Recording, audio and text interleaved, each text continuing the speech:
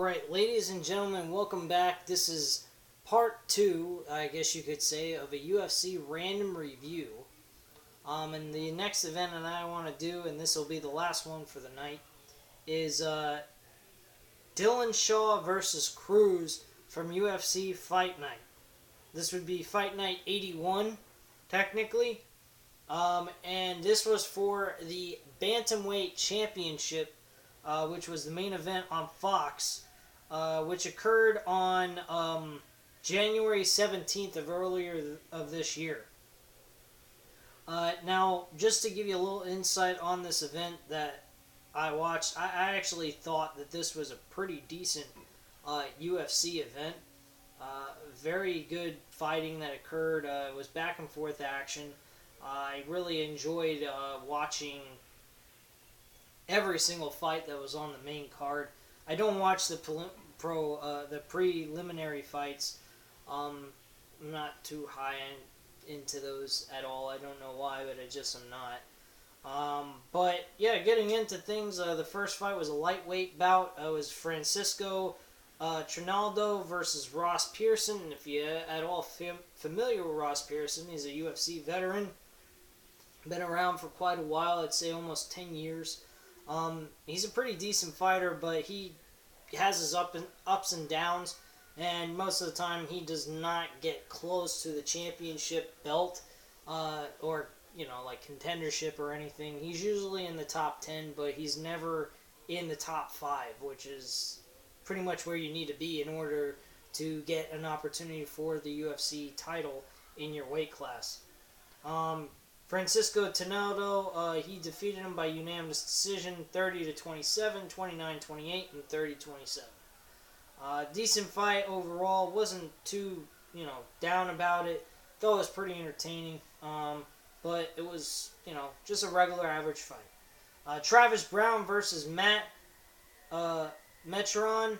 He won by TKO from punches in the third round within 4 minutes and 9 seconds of the fight. This was a heavyweight bout, by the way, if you guys aren't familiar with the weight class that both of these guys are in. Travis Browne really fucked up Matnaron. His eyeball was swollen to the max. It was like a fucking golf ball. It was ridiculous. And Travis Browne walks away with the victory on that one. This fight, Travis Browne's a pretty good fighter, but every time he seems to go up to a upper echelon of fighters in the UFC heavyweight division, he always seems to be brought down a notch and pretty much shown that he's just an average, okay UFC fighter. That's just my opinion. So, whatever. Next thing on the card was the co-main event, which will be the last thing, not the last, but about the only thing that it was a lightweight bout. It was Eddie Alvarez versus Anthony Pettis, as you already know. This fight was a number 1 contendership, which later on Eddie Alvarez beats Rafael Dos Anjos for the title by knockout, I believe it was. I might actually watch that next as my next review, so I might actually catch that tonight and review it later on next week. But yeah, Eddie Alvarez walks away with the win by split decision between him and Anthony Pettis. Anthony Pettis has been on a long downward spiral, and he has moved on to the featherweight division, which I believe he had his first fight and won that for the first time in his career. So, Eddie Alvarez walks away with the victory here and moves on to face Rafael Dos Anjos for the UFC Lightweight Championship, which he later wins. Dominic Cruz and TJ Dillianshaw. Dillianshaw being the champion going in, and Dominic Cruz walking out by split decision. Eddie Alvarez won by split decision. The decision was 29-28 to Alvarez, 28-29 to Anthony Pettis, and 29-28 by Eddie Alvarez. The match here with Dominic Cruz and TJ Dillianshaw was 48-47, 46-49 Dillianshaw, and 49-46 Dominic Cruz. Now, my personal opinion, I actually could not believe how Dominic Cruz was beating Dillianshaw's ass. I mean, he was really doing a good number on Dillianshaw. Dillianshaw wasn't really connecting a whole lot well against... It wasn't connecting very well against Dominic Cruz in this fight. I was actually a bit shocked by it. Because I think Dillianshaw has a very good stand-ups form. I mean, he keeps his hands up to his head. Dominic Cruz is completely different. He keeps his hands down at his waist side.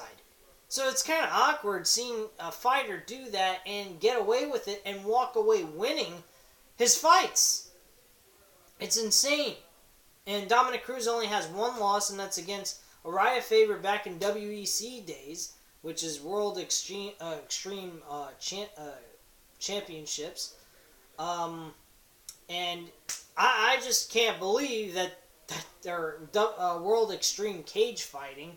And I can't believe he's been able to walk around fighting that way and only have one loss on his whole entire MMA record. But he's an outstanding fighter, pretty entertaining. I love how he dodges punches left and right without even keeping his hands up to protect himself. And he just knocks his opponents out or beats them and hits them with good shots. He's not the most powerful puncher in the world, but he's got great stamina. He lasts through 5 rounds without breaking he broke sweat, but he didn't seem like he was all out tired and completely out of it.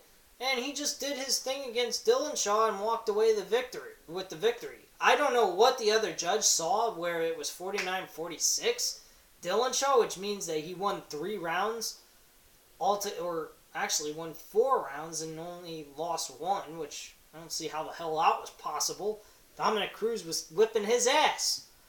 But me personally, I enjoyed the event. It was very fun to watch. I definitely recommend if you guys have UFC Fight Pass, and if you don't get it, if you're a freaking fan of UFC, or at least MMA altogether, and check this shit out, because this event was actually very fun to watch.